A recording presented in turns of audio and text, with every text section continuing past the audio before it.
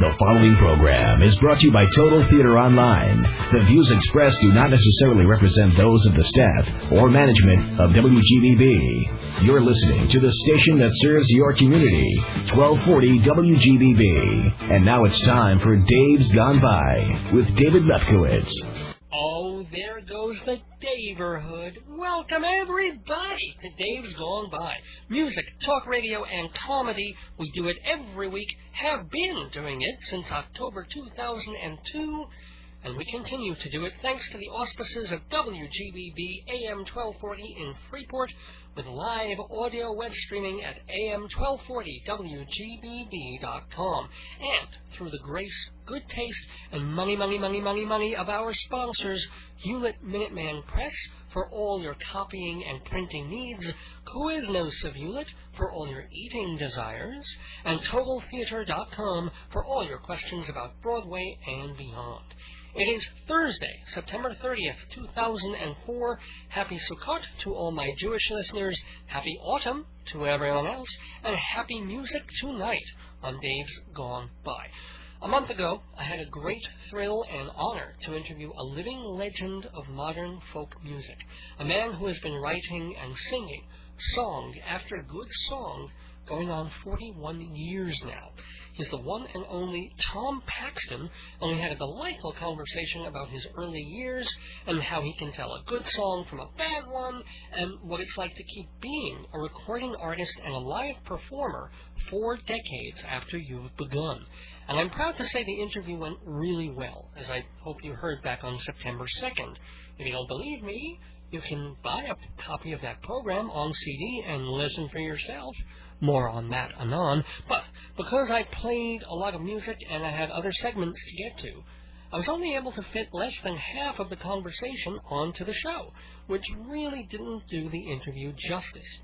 And I wanted to do part 2 the following week, and I already booked another interview, and then I was off a week for Rosh Hashanah, and then last week, Rabbi Saul Solomon filled in for me and did that terrific interview with cabaret singer Dottie Berman. So, this is the first week I can finally go back and play you more of my talk with the great Tom Paxton. And I will play a little more of his music, of course. In fact, I was lucky enough to hear his music in a live gig at Joe's Pub 3 weeks ago. He did nearly a 2-hour set accompanied by Eric Weisberg on banjo and pedal steel. And as Paxton had said on my show, his live set makes sure to include the classics everyone expects, like Last Thing on My Mind and Rambling Boy, plus songs from his most recent album, Looking for the Moon, on Appleseed Records, and short shelf-life songs, short ditties written a la Mark Russell or Tom Lehrer to goof on news events and politicians worth skewering. After the performance, Tom signed CDs, including mine, and he proved as affable and gracious offstage as he was on and on the air with me. So tonight, a continuation of my very special chat with Tom Paxton, plus Inside Broadway, our weekly look at what's new and exciting in New York theater, and this week, something old and exciting, a revival of a critically acclaimed 1971 musical by Melvin Van Peebles. And then, also tonight, in this jam-packed episode, the return of the News Gone By. A look at current events from a Daily Show meets Harry Shearer meets Weekend Update point of view. Bunch of stories tonight about nasty stuff coming out of people's mouths. Gum from Britney Spears, words from Jimmy Swaggart, and halitosis from cell phone users. So stick around for the News Gone By in just a minute or two, after I remind you that this episode is rated DGB-13, the Dave's Gone By equivalent of the movie's PG-13. Actually, this episode is closer to DGB-PG. It's pretty tame, but if I suddenly develop Tourette's and start cursing in Portuguese, I'm covered. And we will cover the news story of the week with the News Gone By right after this. Oh my God, the wedding is next month. We need flyers, invitations, booklets. Irving, we are screwed. No, we're not, Pearl. We'll just go to Hewlett Minuteman Press. Hewlett Minuteman? What can they do? Printing, engraving, really? Letterhead, souvenirs. Wonderful. Are they still at 1315 Broadway in Hewlett? Yep. 516-569-5577. Well, stop dawdling. Let's go. Yes, dear. Day after the wedding, I kill her. Wake up the global village! Get APUPI workers to tell everybody! News! TV and the news of the world. My radio's on, the news is all bad, but it's good for a laugh. Welcome back to Dave's Gone By. On this Thursday, September 30th, 2004, it is time for the News Gone By, a look at events of the past week from a PAX Go Bitchy perspective. We begin with religious idiot news. Televangelist Jimmy Swaggart, yes, he's still around, and he got into some hot water last week when he said on his TV show that he would kill any homosexual who looked at him romantically. Here's the actual quote. Sorry about the low fidelity. This is a real audio clip from the Gay and Lesbian Alliance Against Defamation. Swaggart is talking about gay marriage, which, surprise, he's against. And he says, I got amazed. I can't look at it for about 10 seconds. At these politicians dancing around this. I'm trying to find the correct name for it. This utter absolute asinine idiotic stupidity of men marrying men.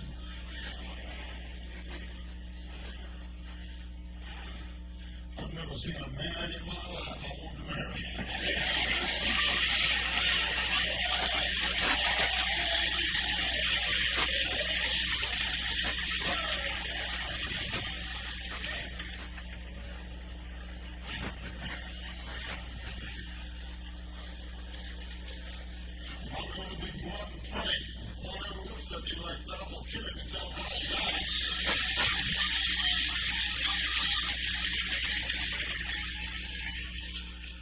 and there was much rejoicing. What's with the heavy breathing, too? Is it like he's so head up, talking about gay guys giving him the eye, he can't keep his Bible in his pants? And if you couldn't hear the words, I'll read the quote again. Jimmy Swaggart said, "I've never seen a man in my life I wanted to marry. And I'm going to be blunt and plain.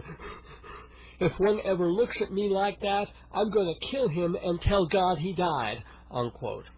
Unkind letters from gay groups followed, as you can imagine. They forced Jimmy Swaggart to come out and explain, well, not come out, but just explain that the phrase killing someone and telling God he died is actually a regional colloquialism he uses all the time, which makes me want to go back to the 12,000 TV shows he's done and see if he's ever used it once in any other context. But I do believe him. I'm sure the phrase is kind of like losing my religion or bite my ass and call me Charlie. And I believe Swaggart that he wasn't being literal. He didn't mean that the next queer who made goo-goo eyes at him, as if, would get a bullet through the eyes. But still, it's a pretty effed up thing to say during a church service. Can't say anybody doesn't know God calls it an abomination. It's an abomination.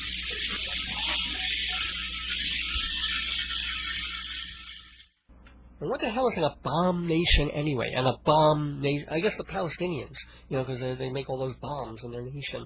Anyway, Swaggart was forced to offer a half-hearted apology, to which one human rights leader responded, quote, "Apologies don't discourage violence, action does, and Swaggart's language only encourages an environment where hate crimes occur," unquote. And remember, this is the same dirtbag back in the late 80s who cheated on his wife and did that big, "I have sinned against you" speech, and he spent the previous years bringing down other televangelists for their infidelities, like Jim Bakker and Marvin Gorman. So Gorman turned around and nailed Swaggart for screwing prostitutes. Actually, he tried blackmailing Swaggart first, but Jimmy was too cheap to pay up, so Gorman spilled the beans to the media. And then Swaggart confessed his sin, to all the world, cried like a baby, begged forgiveness, and 2 years later, he was pulled over by the cops for driving on the wrong side of the road with a whore in the passenger seat. Now, I think Jimmy's deep-seated fear of homos can stem from one of only two things. 1. Inside every porn-addicted, hooker-stooking televangelist, there's a flower-arranging, sailor-filleting, sissy boy screaming to get out. Or 2. Swaggart sounds a little too much like faggart for any 10-year-old to get through junior high school without getting his ass kicked. Or kissed. I'm not casting aspersions on anybody, but watch next time Jimmy Swaggart looks at Jesus on the cross. Is it me? Or is he really just trying to steal a peek under the Savior's blood-soaked loincloth? Speaking of which, freak accident last week on the main square of San Onofrio, Italy.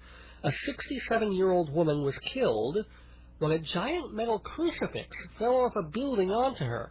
A nearby priest said, "Well, it is sad, but it does give new meaning to the phrase, 'cross my heart and hope to die.'" In celebrity news, gone are the days when A.J. Weberman used to go through Bob Dylan's trash, looking for discarded lyrics and clues to his genius. But famous people are still fair game for garbage collectors everywhere. A couple of weeks ago, I told you about a guy trying to sell, on eBay, a cough drop half-eaten by Arnold Schwarzenegger. Now, according to the Associated Press, a bunch of people are on the website selling used chewing gum, spat out by compulsive gum chewer Britney Spears. People would be like backstage at her concerts or videotapings and grab the gum after she jettisoned it. Now the Spears spearmint is considered a collectible. One seller is asking $26 for a wad he found outside her Los Angeles home. Another is asking $53 for a piece he found at a concert in Wembley Stadium. Yet another wants $1,000, and he challenges buyers to put the gum through a DNA test to prove it belonged to Spears. Asked if it was rather unsanitary to be auctioning Britney's pre-chewed gum, an eBay spokesman said, "We checked, and of all the things Britney's put in her mouth in the last 5 years, gum was the cleanest." In nutritional news, according to a survey by the California Milk Advisory Board, Americans are eating more cheese than ever. In 2003, our fellow countrymen gobbled 8.8 billion pounds of cheese, more than 30 pounds per person per year. Experts say the increase comes from Americans doing more traveling, they're tasting delicacies abroad, and then wanting to buy them back home. They also say cheese became cheaper to produce since the U.S. invasion of Afghanistan. After all, suddenly there was a huge influx of Kurds. Yes, it's been weeks since we've heard that sound, but the dairy cow has found her way home and brought with her the comedy bell. The bell that signals that Dave's gone by. Bad pun of the week. You remember, we ring the bell whenever we make a play on words, so not Gouda, so Mozart-wretched, so monstrous, that we ring this bell to say, "Oh, how I love cheeses." Havarti, I'm fine. How about you? Oh, the comedy bell is working overtime this week to remind you that Dave's Gone By doesn't live on cheese alone. And I'll be honest, begging for money drives me crackers, but I gotta do it. Gotta ask for your ads, your financial contributions to keep Dave's Gone By going. Our 100th episode is coming up in just a couple of weeks. Barring catastrophes, the first Thursday of November will mark show number 100. And between this week and next starts our second year on the air. Dave's Gone By premiered October 6th, 2002, and since then we've had wonderful guests like Karen Grasley and Art Paul Schlosser and Todd Robbins and, of course, Tom Paxton. We've done sketches, comic monologues, serious conversations.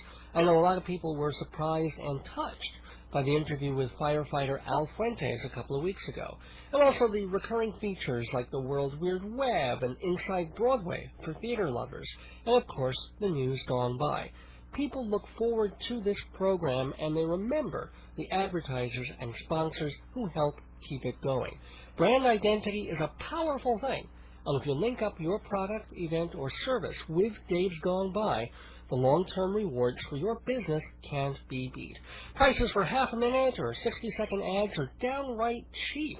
especially considering the Long Island reach of this radio station. Not to mention that people listen to Dave's Gone By live all over the world via the internet. So, whether you have a local restaurant or a travel agency halfway across the country, this is the place to get your message out to my listeners. If they hear your ad week after week and they like and believe what you have to offer, they'll come to you when they need that pair of shoes or that sink unclogged or that wheel of stinky cheese. 516-295-1511 is the number to call. 516-295-1511 to advertise on this program. You can see the rate card at davesgoneby.com or email us directly, davesgoneby@aol.com, with any questions you have. 516-295-1511 or davesgoneby@aol.com. You can even make it a fait accompli and sponsor the Dave's Gone By Bad Pun of the Week. Don't be good, be punderful. Hey, speaking of stinky cheese and other odoriferous things, the latest wrinkle in cell phone technology is smell phone technology. Reuters reports that a German telecommunications company has developed the first mobile phone that alerts users when their breath is bad. That's right, a microchip in the receiver can detect both halitosis and offensive body odor. The phones are being fine-tuned at the moment, as they do have a rather cruel way of alerting the user to his or her problem. Apparently, the phone goes directly to a busy signal, beeps 3 times, and then a voice says, "If you'd like to make a call, please hang up and take the phone out of your ass." Finally, in media news, CBS TV was forced to pay a record fine, more than $500,000, for the Super Bowl wardrobe malfunction that exposed Janet Jackson's right boob. No word yet on how much CBS will have to cough up for exposing a butthole on 60 Minutes.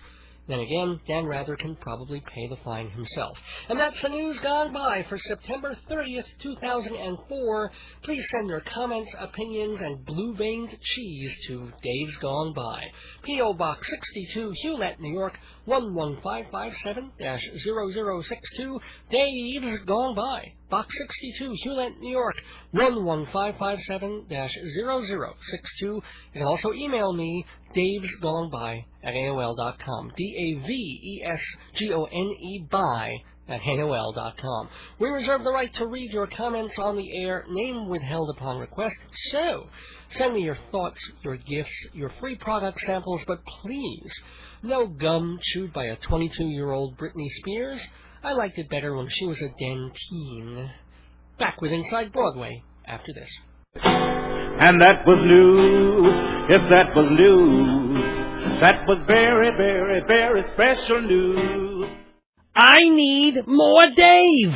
Oh, I hear that all the time. Once a week is not enough, but you can get all the Dave you want on CD. Dozens of complete episodes, just $14 per disc, shipping and handling included. Add $1 more for a personal autograph. Dave's Gone By CDs come with jewel cases, photos, liner notes, makes a great gift. So for more info, check our website or email davesgoneby@aol.com and ask for the CD list.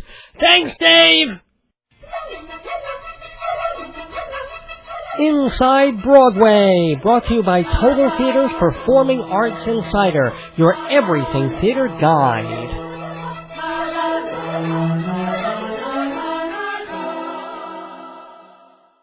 There are old-fashioned musicals, and there are newfangled musicals, and then there's Melvin Van Peebles. From the beginning, he was a Renaissance man, writing novels in French and then debuting in Belgium with his first musical, Harlem Party. He made his first major movie in 1968 with La Permission, the story of a 3-day pass, followed by his first album, Rare Soul.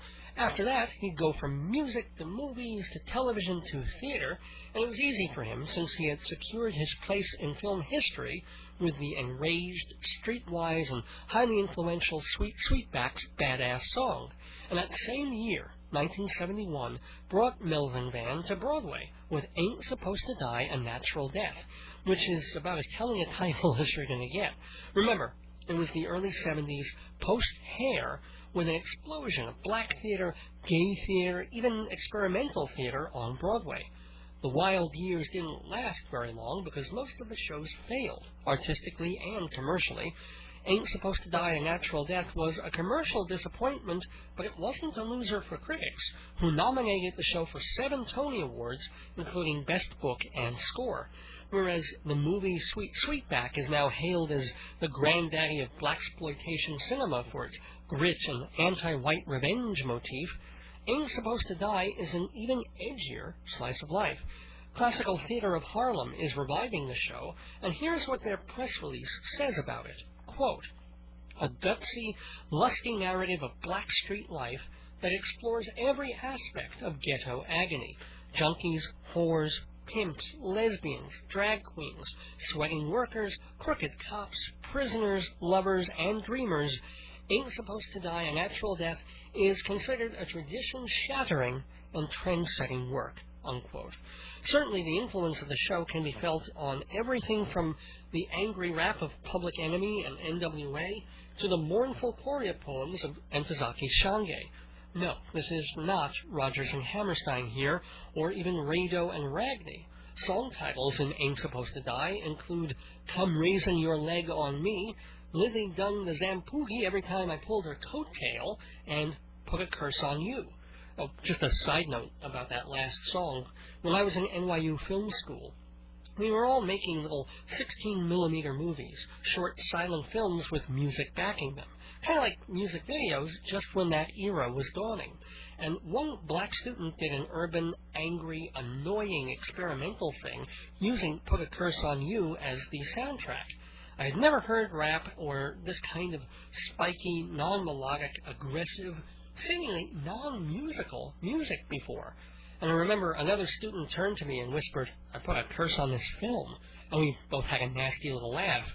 It took years later, after my exposure to more kinds of sounds and musical styles, to approach Van Peebles' stuff again and go, whoa, there's a musical aesthetic there. Not something I'd listen to all the time, but in context, this is street music full of vigor, despair, and fury. And it's back on stage, as I said, at the Classical Theater of Harlem, directed by the theater's artistic director, Alfred Pricer. The only name in the cast you might recognize is Ralph Carter. Ring a bell?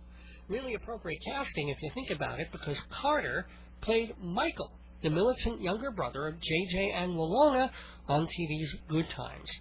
Carter's grown up now and appearing in Ain't Supposed to Die a Natural Death, opening October 1st for a run through Halloween uptown at the Classical Theater of Harlem, 141st Street and St. Nicholas Avenue.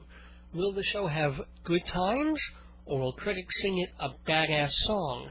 The best way to find out is reading Performing Arts Insider Theater magazine. Everything about off-Broadway, Broadway, cabaret, opera, and dance, Performing Arts Insider.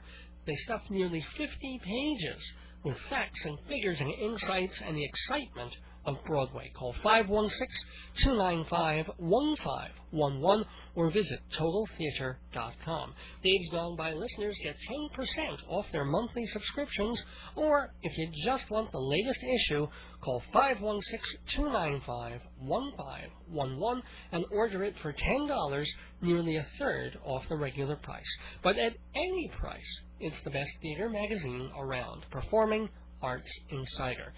Finishing up Inside Broadway for this week, we have an Amber Alert of sorts.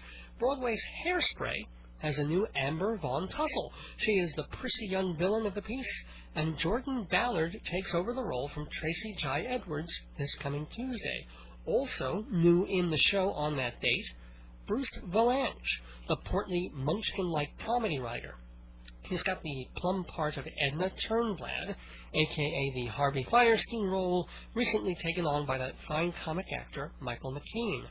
Valanche has been playing Edna on the road for a while, so he should be ready for Broadway, though, of course, neither he nor McCain nor Fierstein will ever erase the memory of the original Edna, the Divine.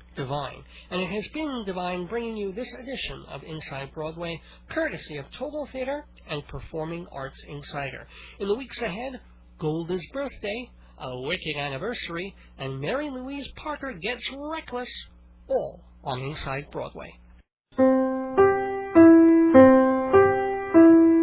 We've just been Inside Broadway with Total Theater and Performing Arts Insider.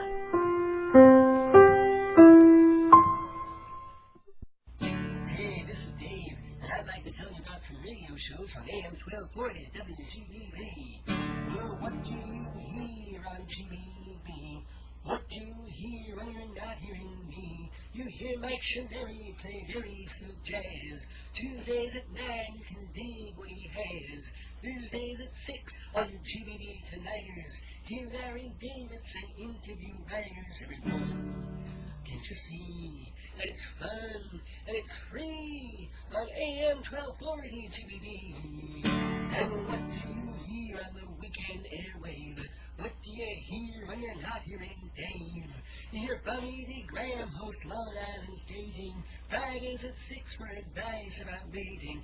Redman on Saturdays and rock is his mission. Tune in 7:30 for fresh new musicians. After that, Mikey and Jimmy at 9. Humor that straddles the FCC line. And if you're a conservative, you're not alone. 'Cause Sundays at 7, you got Joe Salzone in the hall. On the air. Turn it on, if you dare, on AM 1240 On Thursdays at 7, it's me. Thank you. Welcome back to Dave's Gone By and the continuation of my interview with the great Tom Paxton, where last we left off, we were talking about the early years and then him signing a record deal with Elektra. He released 7 albums for them, including the beginning ones, which were just basically guitar and some banjo and a little bit of bass, and then progressively they added more instruments and got a little more ambitious and a little more varied in the style of song that he was doing, and also, of course, the music scene was changing around him, going from folk into rock and roll. So I wanted to pursue that subject of the changing sound of his music and the music around him. In recent years, you've gone back to a much more simple folk sound, but it was opening up towards the mid-60s, at least on the albums, if not in concert. And I was wondering if again, that pop influence came in just so that you could hear different colorations and different instruments. No, you know what I like? I love working with Jim Rooney. Jim produced the album I did in '95, I think, called Wearing the Time, and then he produced the live album called Live for the Record, which we did here in Alexandria at the Birchmere. And then he produced Looking for the Moon, the newest studio album, which got nominated for a Grammy. So all of those albums were done very simply but very fully. I mean, we always had magnificent players, guitar, dobro, fiddle, mandolin, and bass.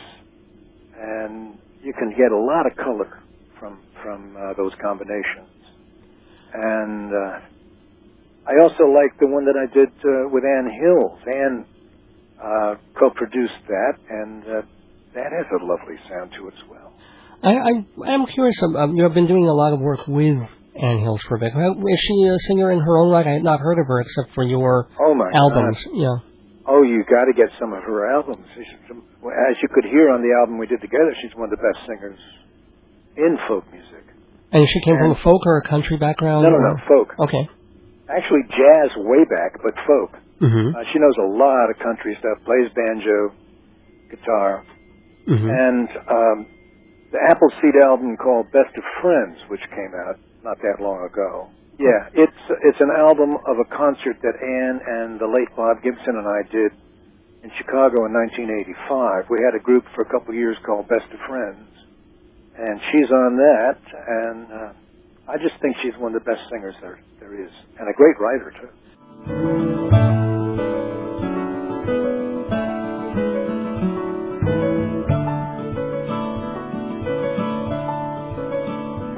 If you're coming in the summer, you'd be better to split off on 35. There's the Starlight Drive-In movie on your left, just beyond the county line. Right after that, you'll see two silos. One is silver, one is blue. About a quarter mile further, make a left on the Highway 42. Then follow that road. Follow that road. Cornfields as far as you can see.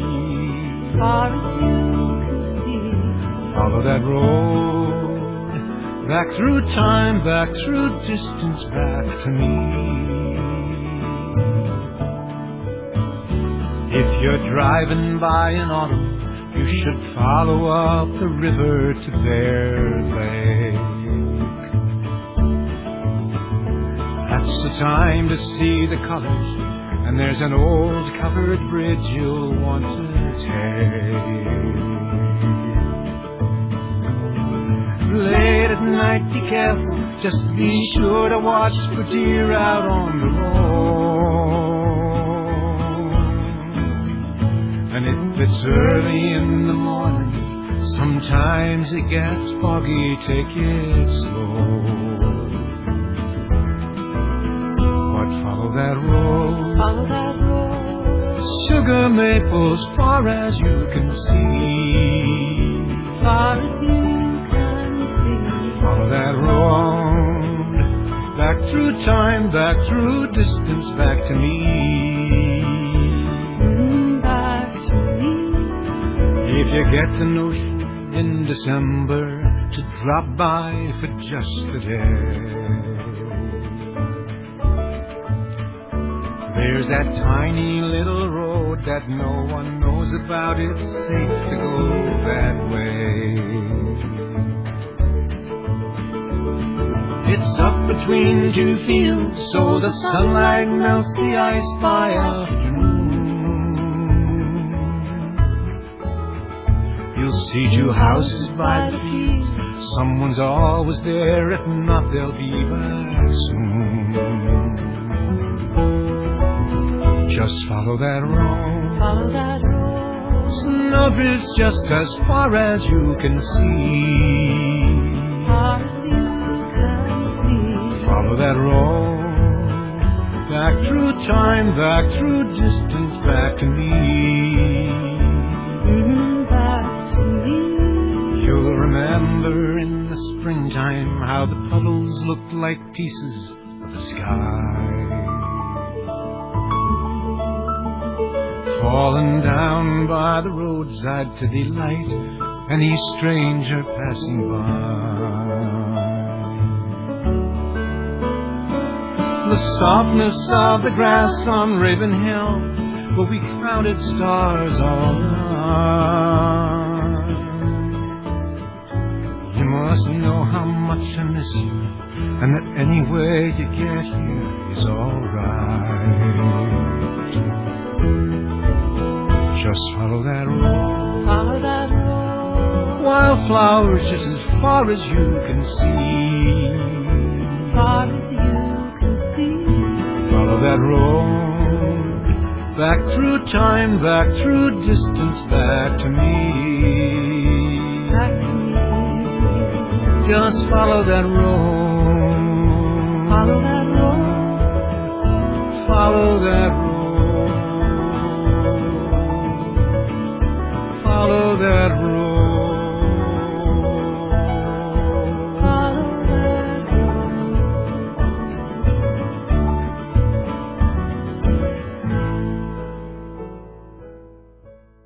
Hi, everybody. This is Tom Paxton, and you're listening to Dave's Gone By on WGBB. I'm going to play sort of, I won't say a game, but since we're talking about other people, I would love to hear your thoughts on the careers and songs of some other folks, such as, let's see, we'll start with Tom Waits. Tom Waits, I haven't heard enough of. I mean, he's kind of under my radar, but what I have heard, I think, is really wonderful. You can always tell a great writer when you hear a song and you can't imagine anyone else having written it. Yeah, that would be him. So I think he's a very top type of songwriter. Neil Young. Neil Young, I like his simplicity. I don't listen much to folk rock or anything like that, but I've never heard anything of his that I didn't like. Tracy Chapman. I thought she was terrific, but it really bothered me very, very much that she set about very consciously distancing herself from the folk music community. As soon as she had a hit, she began, poo-poo. She was not calling herself folk or anything. That means she came up through the folk coffee houses and stuff like that. Bothered me, And now and then, when interviewers ask me, they say, what do we call you, a singer-songwriter? I said, no, call me a folk singer. I mean, that's what I am. Okay. And that's what she was, and bothered me. But the talent is magnificent. And what about someone I think who may have stayed a little close? Well, no, not really. She's kind of branched out, but Suzanne Vega. Oh, wonderful. The vision, the imagination, the artistic courage. I think she's absolutely tops. Okay, here's kind of a curveball. The Beatles. Oh, nobody better. Because why? Range. I mean, you hear them, when the Beatles wanted to rock and roll, there was no doubt about it. I mean, they were a hell of a rock and roll band. And then they just kept growing and growing and growing, and their lyrics kept getting deeper. And I hear something like Eleanor Rigby, and that's so well crafted. And I use yesterday as a model when I'm teaching songwriting of here is a perfect pop song, which is AABA form. You can't get any better than this. This is it. And it could be a folk song too, technically. Yeah, I'm Rocky Raccoon. All right, yeah, I like Rocky. Yeah, Bob Dylan. Bob Dylan? Yeah. I don't like Bob as much as I used to. I know this is the kind of thing that we hate to hear when we say it, but I prefer his earlier stuff. I thought that Bob got pretty caught up in the messianic. Well, that's already about almost 20 years ago. Yeah. So, I mean, have you Time Out of Mind and some of the more... I mean, he went back and did 2 folk albums. Yes, he's a beautiful writer. And I also have a lot of respect for his commitment to making music. I mean, he's still out there touring. And so, I have a lot of respect for Bob. It's just that I haven't felt close to him for a long time. Well, at a certain point, I mean, not to dwell on it, but you were coming up through the right... Do you have any anecdotes? You must have spoken to him or been on a couple of bills with him or something in the early, or no? Or me? Yeah. No, we knew each other. I mean, we were very friendly for a long time. And then, he moved away, I moved away. He did his thing, I did my thing, so I never saw him. I haven't seen him in at least 10 years. Oh, well, but in the early... I was thinking more in terms of the early 1960s, when... Oh, yeah, we were perfectly friendly, and we even made up a song one day when we were walking from the village up to 48th Street. You need to get a harmonica rack or something like that, so we started making up a very politically incorrect talking blues about Central Park Mugger. Oh, my gosh. And we got through about, 6 verses or something of it, and neither of us ever wrote it down or anything. And do you remember anything, a line, under time? Oh, it was a takeoff on the Talkin' Union Blues. Right. So, I mean, the first verse was pure, just change a word. It was, you want to be a mugger, tell you what to do, you go to Central Park and you pay your dues. And I can't remember anything more about it. It was goofy, and we were killing ourselves laughing at our own wit and everything, but believe me, it died a merciful death. Let me ask you, getting away from specific people for a moment. I talked to Neil Sedaka on this program a couple of weeks ago. Another great writer in a different vein. A very different vein, and an absolutely top to bottom professional. Oh, yeah. You know, I don't listen to pop music because I only have a certain amount of time where I can listen to anything. So I choose to listen to folk and classic. But I have a lot of respect for people like Neil Sedaka, and a lot of my friends down in Nashville are, you know, absolute hired gun songwriters. They write for the market, and they succeed, and you know, they make a lot more money than I do, and they have a lot of fun. And I cannot do that. I mean, I even tried a couple times to write the way they do, and I can't. But someone like Neil Sedaka, at the Grammys this year, I met Carole King, which was a lot of fun. Oh, wow. To meet her. She was getting a Lifetime Achievement Award with her husband, or her ex-husband and writing partner. And I just think that kind of songwriting is so, you know, it's terrific. I mean, they write songs like, you know, Will You Still Love Me Tomorrow? You know, those songs will always be sung. Just the way, you know, folk songs will be sung. They are their own kind of urban folk songs. I agree. I absolutely agree. Actually, the reason I brought him up was one of the questions I asked him was about, and he was very honest and interesting in his answer, about he was one of the hottest singer-songwriters, hit makers in America for a couple of years, the whole brill building thing.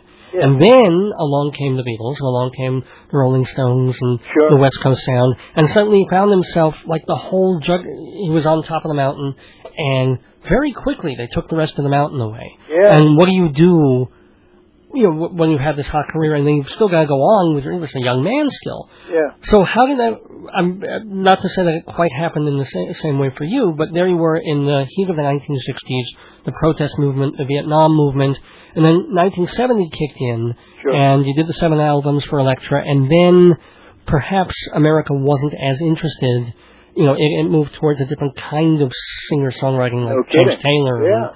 So what did you do? I mean, did you feel it? Well, did you really? If you're me or a bunch of my friends, you ignore that and you just keep doing what you do. And, I mean, we always found there was enough of an audience there for us to continue to perform and record. And you know, as long as you didn't have any illusions about selling 1 million records or anything like that. You taught Phillips said very well. He says, you know, you can't get rich in folk music, but you can make a living. Did you ever meet Woody Guthrie? Did you ever make the pilgrimage? No, in Jersey and I grew up 26 miles from his birthplace of Okima. I lived in a little town in Oklahoma called Bristow. Mm-hmm. And I started hearing his songs when I went to the University of Oklahoma. I never knew him while I still was in high school or anything like that. And when I came to New York, Woody was already in the hospital, had been in the hospital for some time, and was never going to come out. So once when Bob first came to New York, I guess it was in '61. He asked me one day if I wanted to go with him to see Woody, because he was going pretty regularly. And I said, no, I just would feel bad about having him have to, have another person see him in that kind of condition.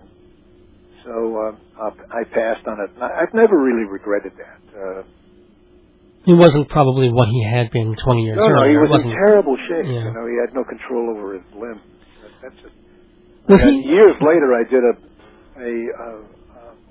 public service television thing for the Huntington's Chorea Foundation of our association in Massachusetts, and we did it at the hospital with some of the patients, and it was hard to take. It was hard to take. It's a nasty, nasty disease. Right, and I think Arlo dodged the bullet, and he was worried about getting, because he had like a 50-50 shot. There's some kind of a window that, after a certain age, if you haven't got it, you're not going to get it. And he's made it through that. He's made it through that window. I mean, for years there, when he'd get a cold, we all just, panicked. But, actually, one thing I didn't even ask you yet is, I asked you about a whole bunch of musical people that I thought are interesting. Who were the folks that you we're listening to when you first started to be a songwriter, and who were your well, influences? the first one was Burl Ives. Oh.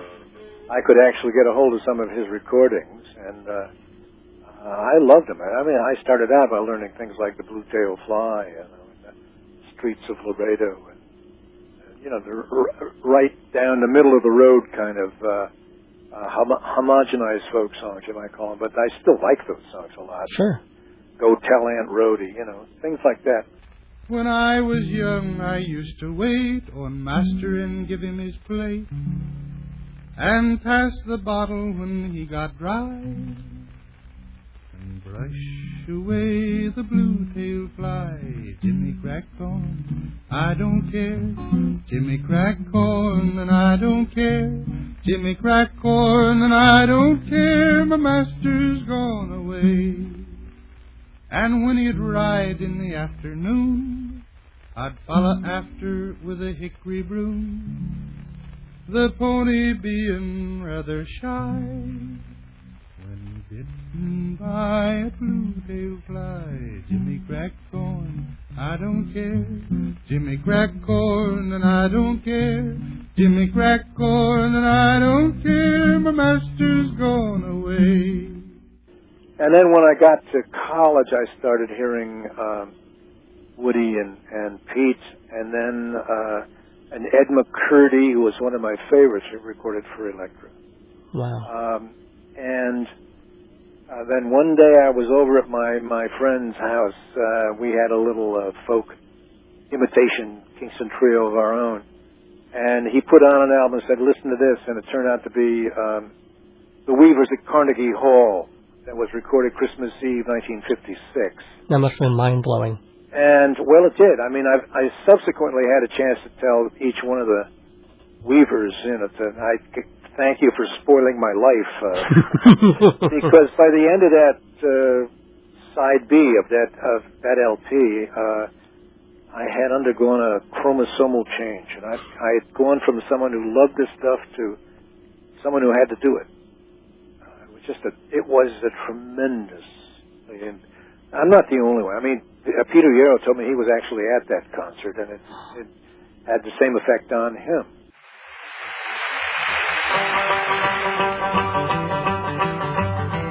Oh, the Rock Island Line, it is a mighty good road. Oh, the Rock Island Line, it is the road to ride. The Rock Island Line, it is a mighty good road. But if you want to ride, you got to ride it like you find it. Get your ticket at the station for the Rock Island Line. I may be right and I may be wrong. I know you're gonna miss me when I'm gone. Oh, well, the Rock Island Line, it is a mighty good road. Oh, the Rock Island Line, it is the road to ride. The Rock Island Line, it is a mighty good road. Well, if you want to ride, you got to ride it like you find it. Get your ticket at the station for the Rock Island Line. A, B, C, double X, Y, Z. The cat's in the corner, but he can't dig me. Oh, the Rock Island Line, it is a mighty good road. Oh, the Rock Island Line, it is the road to ride. The Rock Island Line, it is a mighty good road. Well, if you want to ride, you got to ride it like you find it. Get your ticket at the station for the Rock Island Line. A lot of people of my age, my musical generation, found that album to be one of the most influential albums they ever heard. The spirit of it, of most of the Weavers albums, but especially a couple of those live ones, is extraordinary. Not only that, the range of it. I mean, it goes from a children's song, Hush Little Baby Don't Say a Word, to a love song like Kisses Sweeter Than Wine, raucous, When the Saints Go Marching In, songs from the Spanish Civil War, an Indonesian lullaby. Good grief! I mean, it was one amazing song after another. Sponsor me, Dave's Gone By. Run your ad, folks will buy.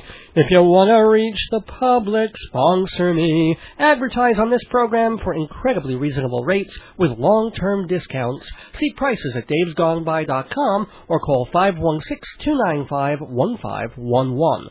Sponsor me. If you're wise, on Dave's Gone By, you'll advertise. If you want to be successful, sponsor me.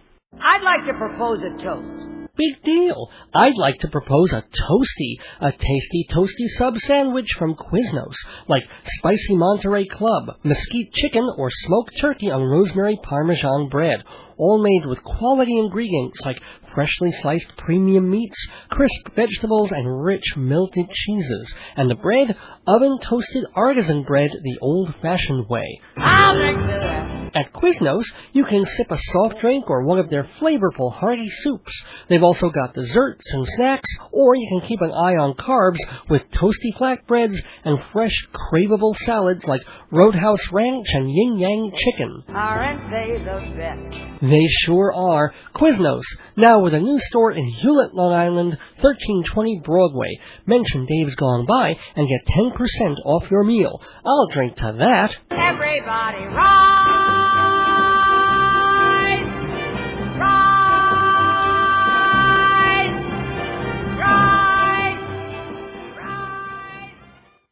Almost time to leave the neighborhood on this Thursday, September 30th, but some notes and reminders and thank yous first. First of all, I want to encourage you to visit Crimes of the Heart, the season opener at Off-Broadway's T. Schreiber Studio. Beth Henley's Tony-nominated Pulitzer Prize-winning comedy is all about a trio of loopy Southern sisters, and they gather together in times of crisis. If you've only seen the movie, you owe it to yourselves to give the play a try. Crimes of the Heart opens tonight and runs through October 24th at T. Schreiber Studio, 151 West 26th Street, 212-352-3101 for tickets, 352-3101. The founder of T. Schreiber Studio, Terry Schreiber, was my guest on Dave's Gone By back in January, so I'm extra happy to give him a plug and bring my listeners to his theater. And speaking of theater, don't forget that you can get 10% off a subscription to Performing Arts Insider just by mentioning Dave's Gone By. Visit TotalTheater.com for details, and visit Dave'sGoneBy.com for links to our other two terrific sponsors who also offer the 10% deal.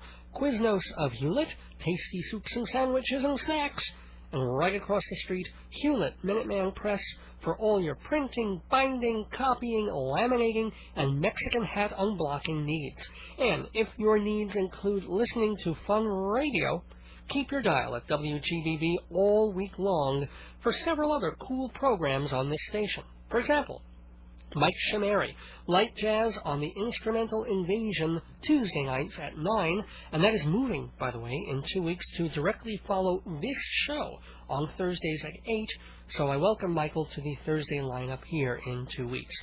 Also giving a plug to Joyce Keller, radio psychic and basic feel-good advisor, taking your phone calls since 1987. Probably the biggest name we have here on the station.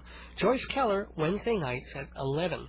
WGBB Tonight with Larry Davidson, Thursdays at 6. Long Island's Dating with comedian Bonnie D. Graham, Fridays at 6. And then the weekends, the Mr. Redman Music Show, unsigned Long Island bands playing their stuff and yakking with the Redman, Saturdays, 7:30 to 9, followed by Mikey and Jimmy, off-the-wall young comedy, Saturdays at 9, and finish your weekend with the one and only Joe Salzone, talking politics on Your World, Sunday nights at 7.